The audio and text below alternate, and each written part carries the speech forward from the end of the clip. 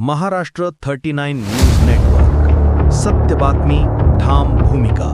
अक्कलकुवा पंचायत समितीत लाचखोरीचा पर्दाफाश. अभियंता 1000 रुपयांची लाच घेताना एसीबीच्या जाळ्यात.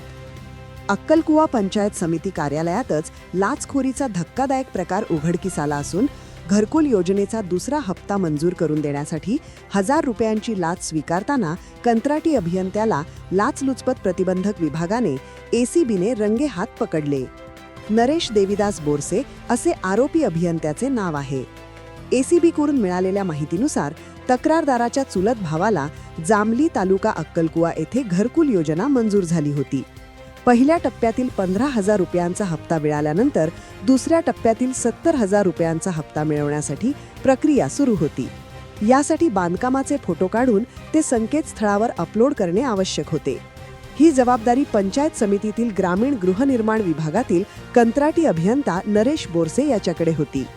बोरसे याने 19 मार्च रोजी संबंधित घरकुलाचे फोटो काढले, मात्र ते संकेतस्थळावर अपलोड करण्यासाठी त्याने लाभार्थ्याकडे 1000 रुपयांची लाच मागितली. तडजोडीनंतर 20 मार्च रोजी पैसे देण्यासाठी लाभार्थ्याला कार्यालयात बोलावण्यात आले.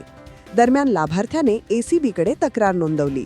यानंतर पोलीस उपअधीक्षक प्रशांत भरते, सहाय्यक पोलीस उपनिरीक्षक विलास पाटील, पोलीस हवालदार विजय ठाकरे, देवराम गावित, नरेंद्र पाटील, जितेंद्र महाले आणि पोलीस नाईक हेमंत कुमार महाले यांच्या पथकाने सापळा रचला.